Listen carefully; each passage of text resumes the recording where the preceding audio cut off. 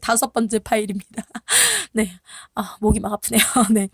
자, 네, 이화는 벌써 지고, 이화는 벌써 지고, 접동새 슬피울제, 이런 게 나왔습니다. 그러면 이화는요, 배꽃인데요, 배꽃. 배꽃이 벌써 지고, 접동새가 슬피 울었대요. 그러면 이거는 뭐냐면, 자, 아까 전에 처음 두 번째 파일이었나? 거기에서 혹시 몇 월이라고 했는지 기억나요? 첫 번째 파일이었나? 첫 번째 파일이었던 것 같아. 첫 번째 파일에 시절이 3월인지 이렇게 얘기했어요. 영중이 무사하고 시절이 3월인지. 저 3월이라 그랬어요. 근데 3월이었는데 지금 3월에 시작했던 그 여행이 벌써 이제 5월이 됐어요. 늦봄이 됐습니다. 늦봄. 이 늦봄이 되었다라는 걸 보여주는 부분이 바로 이 부분이에요. 이화는 벌써 지고 접동새는 슬피 울었다. 그럼 늦봄의 계절적 배경을 묘사했는데, 그죠? 배경을 묘사했는데 지금 이화는 벌써 지고는 무슨 각적 이미지? 시각적 이미지로. 그죠? 그리고 접동새 슬피 울제는 청각적 이미지로. 됐죠? 그죠? 내 시각과 청각적 이미지로 늦봄의 계절적 배경을 보여줬다. 됐죠? 근데 여기서 접동새 슬피 울었대. 화자가 되게 슬픈가 봐. 화자의 감정을 이입했다. 그러면 절대 안 됩니다. 이 부분은요. 언뜻 보면 감정이입처럼 볼 수 있어요. 근데 이거는 감정이입이 아닙니다. 감정이입 아니고 뭘 나타냈다? 그냥 늦봄이다. 됐죠? 늦봄이다 라는 것만 알아두시면 됩니다. 네, 그 다음에 낙산 동반으로 의상대에 올라앉아 의상대에 갔습니다. 네, 의상대 갔어요. 예, 의상대에서는 이제 뭐하냐? 의상대에서는 일출을 보게 됩니다. 일출. 근데 일출은 해잖아요. 해, 달, 누구예요? 당연히 임금입니다. 그죠? 왕이에요, 왕. 일출을 보려고 밤중에 일어났어요. 그러면 의상대에서 일출을 보려고 하는 것이구나. 일출을 보려고 밤중에 일어나니, 자, 여기 세 줄. 여기 이 세 줄이 바로 일출의 광경을 묘사하는 부분입니다. 상운이 지피는 듯. 상운은 상서로운 구름이에요. 상서로운 구름이 지피는 듯, 피어나는 듯. 육룡이 받치는 듯. 육룡은 여섯 용이죠. 여섯 용이 떠받치는 듯. 그러면 자, 이 해는 임금이라 그랬잖아요. 그럼 상우는 상서로운 구름이 피어나는 듯. 육룡은요 여섯 용인데 이거는 충신들. 조선의 이 충신들을 의미합니다. 이 충신들이 떠받치는 듯. 바다를 떠날 때는 만국이 일렁거리더니, 뭐가 바다를 떠날 때는? 해가, 그죠? 해가 바다를 떠날 때는 만국이 일렁일렁 거리더니 천중에 짙더니 호발을 해리로다. 호발은 머리카락, 그냥 털 같은 거라 생각하면 되는데 머리카락까지 셀 수 있을 정도로 밝다. 자, 그러면 이제 그림을 한번 그려보겠습니다. 자, 상운이 지피는 듯 육룡이 받치는 듯은요. 자, 이렇게 그림을 보면 바다가 이렇게 있잖아요. 바다에서 그냥 구름이, 그죠? 구름이 이렇게 있고, 그리고 아직 해는 이렇게 나올랑말랑 하는 때예요. 여섯 용이 떠받치는 듯, 여섯 용이 이렇게 떠받치는 듯. 그럼 이거는 일출이 된 거예요, 안 된 거예요? 아직 되기 전이에요. 일출 전입니다. 네. 그 다음에 바다를 떠날 때는 만국이 일렁거리네. 바다를 떠날 때는 해가 이렇게 바다를 떠날 때는 만국이 일렁일렁일렁일렁일렁, 그죠? 만국이 일렁거리더니. 근데 천중에 짙더니 이제 하늘 위에 뿅 하고 떴어요. 그랬더니 너무 밝아요. 그래서 머리카락까지 셀 수 있을 것 같다. 자, 이 세 줄은요. 왜 중요하냐? 이건 일출 전이었죠? 얘는 일출 중입니다. 그 다음에 이거 하늘에 짙더니 천중에 짙더니 호발을 해리르다. 엄청 밝다. 이거는 일출 후입니다. 그럼 이 부분은 해가 뜨는 일출의 광경을 묘사를 했는데 뭐에 따라? 시간의 순서에 따라. 그죠? 시간의 흐름에 따라 일출의 광경을 묘사했다. 어디에서? 의상대에서. 됐죠? 의상대에서 일출을 바라보는데 일출 광경을 시간의 순서에 따라 묘사했다. 근데 일출에서 해는 누구다? 임금이다. 됐죠? 그죠? 그래서 천중에 짙더니 호발을 해르다. 그러니까 이거는 해가 어떻다? 졸라 밝다. 매우 밝다. 이걸 의미합니다. 근데 이 매우 밝은 해는 임금이 반짝반짝 빛난다는 거예요. 그럼 임금이 빛난다는 것은 임금님의 총명하심, 총명, 똑똑하다고. 그리고 예지는 똑똑하다는 뜻이에요. 네, 그래서 아주 밝다. 이거는 임금의 총명과 예지를 암시한다. 요렇게 얘기할 수 있어요. 자, 그 천중에 짙으니 호발을 해리다. 엄청 밝다. 됐죠? 근데 아마도 멸구름 근처에 머물시라. 멸구름이 지나가는 구름이에요. 이 지나가는 구름이 근처에 머물시라. 쉐라는 뭐뭐 할까? 두렵다. 그럼 이 지나가는 구름이 근처에 머물까봐 두렵다예요. 그러면 얘가 근처에 머물면 임금님이 반짝반짝 빛나는 총명함을 가지고 있는데 구름이 얘를 이렇게 가려요. 그러면 임금의 총명함이 가려지잖아요. 그쵸? 그래서 이 멸구름은요, 바로 간신을 의미합니다. 임금이 똑똑한 정치를 하지 못하게 막는 간신들. 그래서 이 간신들이 근처에 있을까 두렵다. 그래서 임금이 올바른 판단을 내리지 못할까봐 두렵다. 됐죠? 그럼 이건 간신이 때문에 임금의 정치를 못할까봐 두렵다니까 나라를 걱정하는 마음이네요. 아, 오랜만에 나왔어요. 오랜만에. 나라를 걱정하는 마음. 무슨 지정? 우국지정. 그쵸? 네, 우국지정. 됐죠? 그 다음에, 그래서 이제 이 멸구름 플러스에 마이너스예요. 마이너스입니다. 나쁜 놈이에요, 나쁜 놈. 그죠? 간신놈이 임금의 그 총명함을 가릴까 두렵다. 그 다음에 시선은 어디 가고 해타만 남았느니 이랬어요. 근데 이 시선은 누구를 말하냐면 아까도 나왔는데 이태백이라는 중국의 시인입니다. 이태백. 이 이태백이라는 시인은 어디 가고 해타만 남았대요. 해타는 그 사람의 유명한 시라는 뜻입니다. 그의 시만 남아있어요. 그러면 이제 이태백의 시를 인용을 하는데 이태백의 시 중에 뭐 이런 등금룡 봉황대 이거 외울 필요 없어요. 그냥 이런 게 있구나라고 말면 돼요. 등금룡 봉황대라는 시가 있는데 그 시에서 뭐라고 얘기하냐면 지나가는 구름이 밝은 해를 가릴까봐 염려된다 이런 얘기가 나와요. 이거 아까 어디서 봤어요? 비슷한 말 있잖아요. 그쵸? 어디? 이거 아마도 멸구름 근처에 머물시라랑 똑같은 부분이 나온다는 거예요. 그래서 갑자기 이태백을 떠올린 거죠. 요거 얘기를 해놓고 시선은 어디 가고 이태백은 어디 가고 그 사람의 유명한 시만 남았구나. 천지간 장한기별을 천지간의 장한기별을 자세히도 적어놨구나. 어디에? 그 등금룡 봉황대라는 시에. 그러면 이 해타의 내용이 어떤 내용이라고요? 요 내용이라 그랬죠? 이 내용은 얘랑 같죠. 그렇죠? 그래서 이 내용이 바로 이 천지간 장한기별을 자세히 적어놨구나라는 겁니다. 만약에 문제가 조금 어렵게 나오는 학교에서는 시선은 어디 가고 해타만 남았느니에서 이 해타가 의미하는 구절을 써라 이렇게 나올 수도 있어요. 그 어떤 구절이에요? 바로 이 부분을 그대로 찾아 쓰시면 됩니다. 왜? 이게 똑같으니까. 그죠? 그래서 이 해타는 이 아마도 멸구름 근처에 머물세라 요런 내용이 들어있다. 됐죠? 그죠? 네, 다시 일출을 보려고 밤중만 일어났습니다. 어디에서? 의상대에서 일출의 광경을 묘사한다. 그래서 상온이 짚히는 듯 육룡이 떠받치는 듯 상서로운 구름이 피어나는 듯 여섯 용이 떠받치는 듯 여섯 용은 충신을 의미한다. 바다를 떠날 때는 만국이 일렁거리더니 천중에 짙더니 호발을 해로다. 머리카락을 셀 수 있을 정도로 매우 밝다. 아마도 멸구름 근처에 머물까 두렵다. 멸구름은 누구다? 간신이다. 그쵸? 그 다음에 시선은 어디 가고 해타만 남아있구나. 해타는 그 사람의 유명한 시. 그쵸? 이태백은 어디 가고 그 시만 남아있구나. 그 시에는 천지간 장한기별을 자세히도 적어놨구나. 뭐라고? 아마도 멸구름 근처에 머물시라라고. 됐죠? 그죠? 다음 장으로 넘어가 봅시다. 언제 끝나나요? 네. 언제 끝나나요? 네, 그 다음 장. 사양현산에. 자, 사양현산. 공부할, 괴롭죠? 그죠? 네. 난 즐거워요. 저는 즐겁습니다. 네. 사양현산에 철쭉을 무늬 밟아. 사양은 석양입니다. 석양이 뭐예요? 노을 지는, 그죠? 노을이에요. 그러면 이거는 시간적 배경이 저녁이구나. 됐죠? 그죠? 네. 사양현산에 척죽은 철쭉.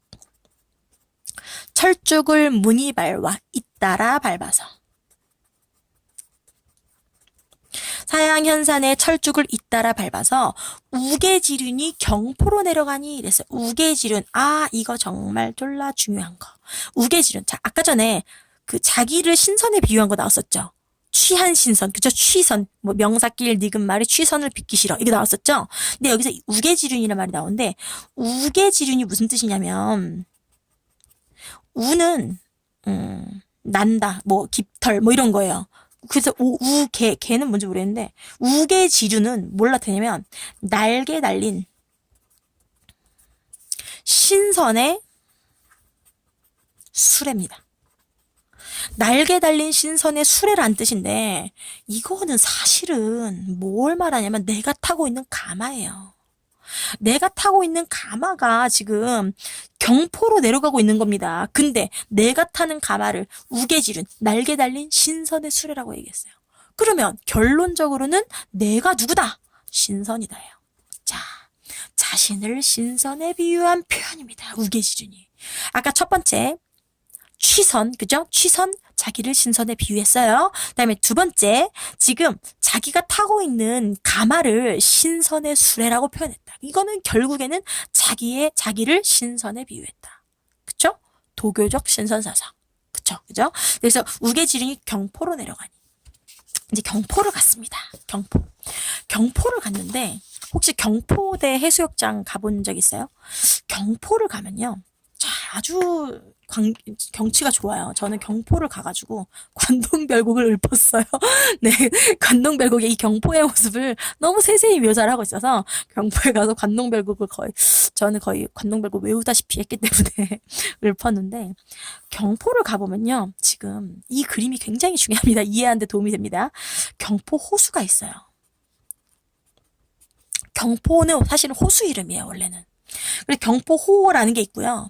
이 경포호수를 이렇게 따라서 이렇게 자전거 같은 걸 탈 수 있는 이렇게 길 같은 걸 해놨어요. 이렇게 걸을 수도 있고. 근데 걷기에는 좀 멀고 자전거로 타고 가면 딱 좋은 이렇게 둘레길이라고 하나요? 이런 걸 해놨어요. 그리고 여기 가면 여기 중간에 여기 한 조금 띄어져서 이렇게 정자가 하나 있습니다. 정자. 이렇게 정자. 근데 이 정자는 이 호수 위에 있어요. 호수 위에 있기 때문에 여기 가려면 배를 타고 가야 돼. 요만한 배. 조그만 배가 있어요. 배를 타고 가야 되고 이 호수 저 뒤쪽에 보면 저기 뒤쪽에 보면 엄청 큰 소나무 숲이 막 있습니다. 그 다음에 경포호수 이렇게 좀 건너서 보면 여기 막 아스팔트로 지금 여기 이쪽에는 막 건어물집이 막 있던데 네 그리고 이쪽으로 모래사장이 있고요. 그리고 쫙 바다가 펼쳐져 있어요. 여기 바다예요. 그러면 지금 여기는 이렇게 바다와 호수와 그렇죠? 이게 소나무 숲과 그렇죠? 네 그리고 이 건어물집이 어우러져 있죠. 그렇죠? 네 그러면 이 모습을 어떻게 묘사했는지를 한번 봅시다. 자 그대로 나옵니다. 경포 호수 나오고 여기 소나무 나오고 그리고 바다 나오고 그리고 저는 사실 여기를 가가지고 다리를 못 봤는데 강문교라는 다리가 있대요. 강문교라는 다리가 있다는 건 저는 어떻게 알았냐면 거기에 강문교 횟집이 있더라고요. 그러니까 강문교라는 다리가 있는 건 확실한 거죠. 그죠? 그래서 이 호수와 뭐 바다를 잇는 뭐 그런 뭐 다리인가 봐요. 뭔지 모르겠어요. 아무튼 저는 본 적이 없으니까 강문교라는 다리가 있다. 그러면 이 모습이 관동별곡에는 그대로 묘사가 되고 있습니다. 자, 봅시다. 우계지륜이 아까 어디 갔다고요? 경포로 내려갔다 그랬죠? 그죠? 경포로 내려가니. 자, 이 경포 호수가 반짝반짝반짝반짝 빛나요. 물결이 얼마나 잔잔한지 반짝반짝반짝 빛나요. 근데 이걸 어떻게 비유를 했냐면 심리나 되는 비단을 다리고 또 다려서 다림질을 여러 번 하면 반짝반짝 하잖아요. 그쵸? 그 비단을 다림질을 여러 번 해가지고 이 소나무 숲 우거진 속에 쫙 펼쳐놨다고요. 자, 그대로 나옵니다. 보세요. 심리빙환은 심리나 되는 엄청 큰 빙환이 비단입니다. 심리나 되는 비단을 다리고 고쳐다려. 왜 다리고 고쳐다려라는 표현을 썼어요? 반짝반짝하니까. 그죠? 잔잔하고 반짝반짝하니까. 다리고 또 다려서. 장송이 뭐야? 소나무 숲이죠. 그죠? 큰 소나무 숲. 소나무 숲 울창한 곳에 실컷 펼쳐놨으니. 자, 심리나 되는 큰 비단을 다리고 또 다려서 소나무 숲 우거진 속에 실컷 펼쳐놨으니 물결도 자도잘샤 모래를 해리로다. 물결이 잔잔하기도 하구나 모래를 셀 수 있을 것 같도다. 그만큼 어떻다? 너무 잔잔하고 아름답다. 뭐가? 경포 호수가 이 경포입니다. 경포에 가가지고 뭐 봤다고요? 경포 호수를 봤는데 호수를 뭐에 비유했다? 심리나되는 비단. 이 비단이 바로 경포 호수. 그죠? 경포 호수를 비단에 비유했어요. 다리고 또 다려서 소나무 우거진 속에 실컷 펼쳐놨으니 물결도 자도잘시야 모래를 해리로다. 물결이 잔잔하기도 하구나 모래를 해리로다. 자, 그럼 여기서 어떤 표현이 있느냐면 경포 호수를 심리빙안에 비유한 거 말고 그러면 자 보세요. 얘를 비단에 비유해서 소나무 숲 우거진 속에 촥 펼쳐놨다 그랬어요. 그럼 이거는 가까이서 본 거예요? 멀리서 본 거예요? 얘가 비단처럼 보이려면 최소한 조금 떨어져서, 그죠? 조금 떨어져서 얘가 펼쳐놓은 것처럼 보이려면. 그래서 이 장송 우거진 속에 실컷 펼쳐놨으니 이거는 원경입니다. 원경, 그죠? 그 다음에 물결이 참 잔잔하게도 잔잔하구나. 모래를 셀 수 있을 것 같아. 정말 모래를 셀 수 있을 정도면 가까이서 봤겠죠. 근경입니다. 경포 호수의 모습을 원경과 근경으로 묘사하고 있다. 고주해라마요. 고주는 외로운 배란 뜻인데 그냥 한 척의 배라고 생각하시면 돼요. 한 척의 배를 해람은 배를 띄운다는 거예요. 띄워서 한 척의 배를 띄어서 정자 위에 올라가니 아까 그 그림에 요 정자 있다 그랬죠. 요거 배 타고 가야 돼요. 그죠? 네, 그래서 정자 위에 올라가니 강문교 달이 나왔습니다. 저는 횟집밖에 못 봤던 강문교 넘은 곁에 뭐가 있대요? 대양이 거기로다. 대양, 동해바다겠죠. 동해바다가 바로 거기 있도다. 됐죠? 그죠? 종용한다 이 기상. 종용한다는 조용하구나 이렇게 해석합니다. 조용하구나 이 기상. 활원하구나. 활은 넓다고요. 원은 멀다요. 넓고 멀구나. 그냥 넓고 멀구나 저 경계. 여기 무슨 법 있나요? 조용하구나 이 기상. 활원하구나 저 경계. 요거랑 말투 비슷하죠? 요렇게 비슷한 문장 구조를 반복하는 것을 대구법이라고 했습니다. 대구법. 조용하구나 이 기상, 활원하구나 저 경계. 또 무슨 법이 있어요? 이 기상이 참 조용하구나. 그리고 저 경계가 참 넓고 멀구나 이거잖아요. 근데 문장 구조가 어때요? 바뀌었죠. 그죠? 순서가 바뀌었어요. 문장의 구조의 순서가 바뀌었다. 그거를 도치법이라고 이야기합니다. 도치법. 그죠? 활원하구나 저 경계. 이 도곤에서 도곤은 보답니다. 이보다 가준데 갖춘 곳이. 이 갖춘 곳이라는 것은 완벽한 곳을 말해요. 이보다 완벽한 곳이 또 어디 있단 말인가? 그리고 이보다 완벽한 데가 있다는 거예요? 없다는 거예요? 없다는 거죠. 없다. 그러면 이렇게 질문, 답이 정해져 있는 질문을 하는 거. 무슨 법? 서리법. 근데 이게 서리법이라고 말할 필요도 없다 그랬어요. 왜요? 가사는 서리법은 그냥 기본 장착이기 때문에. 그죠? 이보다 갖춘데 또 어디 있단 말인가? 진짜 완벽하다. 홍장고사를 헌사타하리로다. 홍장고사가 뭐냐면요. 홍장이라는 유명한 기생이 있었어요. 근데 이 기생이 너무 예뻤대요. 근데 이 경포호수 근처에 살았나 봐요. 근데 이제 이쪽 동네에 무슨 부사가 부임을 해왔는데 이 홍장한테 사랑에 빠진 거야. 너무 예뻐가지고. 근데 이 기생이 이제 장난을 치려고 딴 사람들이랑 짜고 죽었다고 뻥을 쳤어요. 그러니까 이제 이 부사는 얼마나 슬펐겠어요. 그래서 이제 그 경포 호수 위에서 이제 배를 타고 슬퍼했는데 갑자기 이제 그 홍장이 그 예쁜 홍장이 선녀 옷을 입고 선녀 옷을 입고 그 부사 앞에 나타나서 뿅 하고 나타나서 놀래켰다더라. 그런 이야기가 있대요. 그게 바로 홍장고사입니다. 그럼 홍장고사가 있는데 그것을 헌사타하리로다. 헌사하다가 뭐라 그랬죠? 야단스럽다. 홍장고사를 야산스럽다고 하리로다. 그러면 여기 갑자기 홍장고사를 인용한 이유가 뭘까요? 이런 문제 나옵니다. 홍장고사를 인용한 이유. 이거 야단스럽다고요. 경포는 너무나 고요하고 아름다운데. 이 인용한 이유는 경포호수엔 고요한 아름다움을 강조하기 위해서. 이 경포호수에 고요한 아름다움이 있는데, 이 뭐 홍장까지 볼 필요도 없다 이거죠, 그죠? 그래서 경포호수의 고요한 아름다움을 강조하기 위해 홍장고사라는 말을 인용했다. 됐죠, 그죠? 그다음에 한 가지만 더 봅시다. 절효정문이 자. 한 줄이 빠졌네요. 지금 여기에. 제가 절효정문 지금 좀 이상하다 생각했는데, 뭐였지? 강릉. 대도호 풍속이 좋으시고. 풍속 이렇게 나왔던 것 같아요. 풍속이 좋으시고 이렇게 나옵니다. 자, 보세요. 강릉, 대도 큰 도시에 풍속이 좋다. 이 동네 풍속이 좋다. 왜 풍속이 좋냐? 절효 정문이. 절효 정문은 효자문, 연려문 같은 그런 문들 있죠. 그죠? 효자가 나거나 연려가 나면 나라에서 이렇게 문을 세워줬어요. 그런 효자문, 연려문 같은 게 골고리 마을마다 벌려져 있으니 비옥가봉이 이제도 있다 하겠다. 비옥가봉은 뭐냐면 중국의 요순 시절에 태평성대를 그러니까 아주 살기 좋은 세상을 비옥가봉이라고 해요. 그러면 이 비옥가봉이 이제도 있다고 하겠다. 어디에? 이 강릉 대도 이 지역에. 자, 그러면 이 부분은 무슨 얘기를 하는 거냐면 강릉 대도의 풍속이 좋아요. 이 풍속이 좋은 걸 우리는 미풍양속이라 그러죠. 미풍양속. 미풍양속이 좋은데 이 미풍양속이 좋은 이유는 뭐 때문일까요? 뭘까요? 뭐냐면 내가 정치를 잘해서. 내가 정치를 잘하니까 강릉 대도 풍속이 졸라 좋아. 응? 절효 정문, 효담은 연려문이 마을마다 펼쳐져 있어. 비옥가봉, 이 태평성대 시절이 지금도 있다 하겠다. 왜? 내가 정치를 잘하니까. 이 부분은요, 자신의 선정을 과시하는 부분입니다.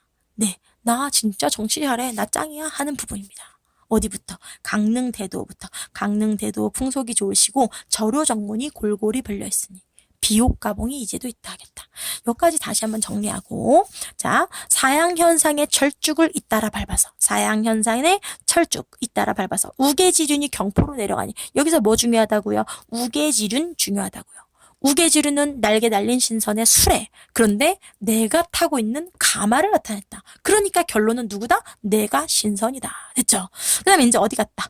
경포에 갔다. 경포로 가니까 이 경포 호수가 어떻게 생겼다? 심리라되는 비단을 다리고 또 다려서 소나무 우거진 속에 실컷 펼쳐놨다. 그쵸? 물결도 자도잘샤 모래를 해류다. 물결도 참 잔잔하구나. 모래를 셀 수 있을 것 같다. 그래서 이 심리빙환을 소나무 우거진 속에 실컷 펼쳐놓은 것은 원경을 나타낸 부분이고, 그리고 물결도 자도잘샤 모래를 해리로다, 이거는 근경을 나타냈다. 고주 헤라마야, 한 척의 배를 띄어서 정자 위에 올라가니 강문교라는 달이 넘은 곁에 대양이, 동해가, 그죠? 동해가 거기 있도다. 조용하구나 이 기상, 활언하구나 저 경계, 여기에 대구법, 도치법 사용되었다. 그다음에 이도곤, 이보다 갖춘 데가, 이보다 완벽한 것이 또 어디 있단 말인가? 홍장고사를 헌사타 하리로다. 홍장고사를 야단스럽다 하리로다. 그러니까 이 경포호수의 아름다움을 강조하기 위해서, 그죠? 홍장고사를 인용했다. 그다음에 강릉대도 풍속이 좋으시고 미풍양속을 나타냈다. 근데 미풍양속이 있는 이유는 내가 정치를 잘해서. 효자문, 연려문이 골고리 마을마다 펼쳐 있으니 비옥가봉이 이제도 있다 하겠다. 네, 태평성대가 이제도 있다 하겠다. 자신의 선정을 과시했다. 네, 또 잘릴까봐 여기서 끊어야 될 것 같아요. 네, 다음 파일에서 봅시다.